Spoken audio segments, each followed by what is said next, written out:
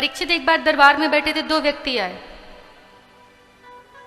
जब द्वापर युग था, एक ने घर बेचा और दूसरे ने खरीदा। जिसने खरीदा जब उस घर में गया, निर्माण का काम कराने लगा, तो घर में जब खुदाई होने लगी तो बहुत सारी स्वर्ण मुद्राएं निकली।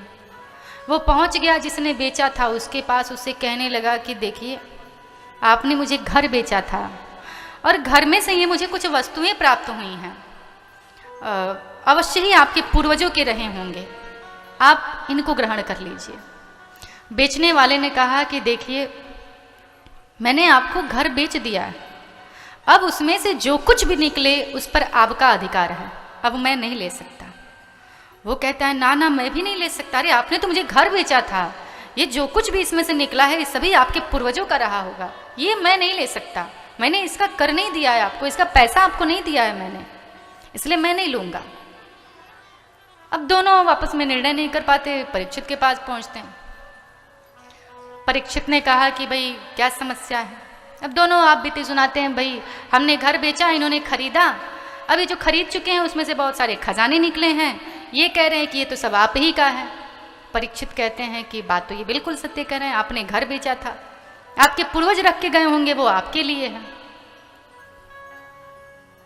इसने कहा कि महाराज मैंने तो बेच दिया, अब बेची हुई चीज से इनको चाहे जितना भी लाभ हो, ये तो इनका भाग्य है। परीक्षित ने कहा बात तो तुम भी ठीक कह रहे हो।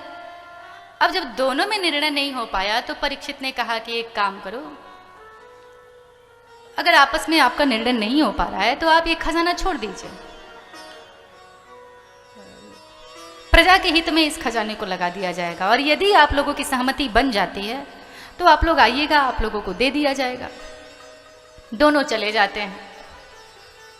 द्वापर खत्म, कलयुग आ जाता है। जिसने बेचा था वो पहुंचता है महाराज के पास, महाराज हमने ना उनको घर बेचा था, वो खजाना जो है हमारे दादा परदादा रख के गए होंगे हमारे लिए, आप उसको हमको दे दीजिए। परीक्षित कहते हैं अच्छा, तो जिसने खरीदा था उसकी सहमति है? हाँ हाँ, उन्होंने तो कह दिया। परीक्षित ने कहा अच्छा उसको भी बुलवाइए। उसको बुलाया गया। आपसे इन्होंने पूछा आपकी सहमति है सारा धन इनको दे दिया जाए? कहा कैसे दे दिया जाए महाराज, हमने अब खरीद लिया है, उसमें जो कुछ भी है सो हमारा है, इस पे इनका कैसे अधिकार हो गया? अगर इतना ही इनको अपने धन का मोह था तो बेचने से पहले खुदाई करवा लिए होते। अब तो हम इनको नहीं देंगे, और हमने तो इनको कहा भी नहीं सारा धन मेरा हुआ। वो कहता है मेरा है, ये कहता है मेरा है। परीक्षित लगे विचार करने, ये क्या हो रहा है? 6 महीने पहले कह रहे थे तेरा है, और अब कह रहे हैं कि मेरा है मेरा है। कलिकाल का यही प्रभाव होता है।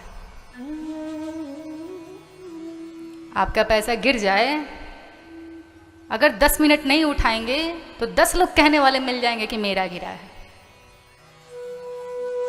यहाँ ऐसे ऐसे लोग पड़े हुए हैं, आप जान ही नहीं पाएंगे किसके मन में क्या है।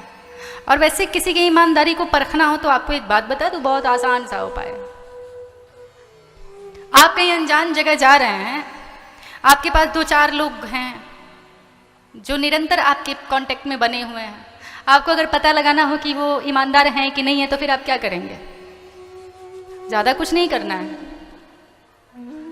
आप अपने पॉकेट में से 100-200 का नोट निकालिए और धीरे से उस कमरे में गिरा दीजिए। आपके पास जो आ रहा है उस पर ध्यान बनाए रखिए।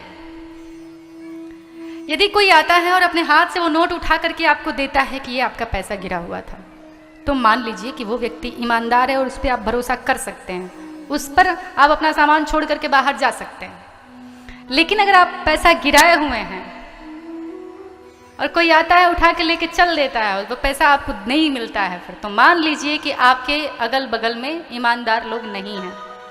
अब आप सोचेंगे 200 रुपया गंवाना पड़ेगा, तो 200 गंवा दीजिए, हो सकता है आपका 20-25-50 हज़ार का जेवर बच जाए, लाख रुपए के गहने बच जाए। 100-200 गंवाने में कुछ नहीं जाता है, अगर बड़ी संपत्ति बचानी हो तो।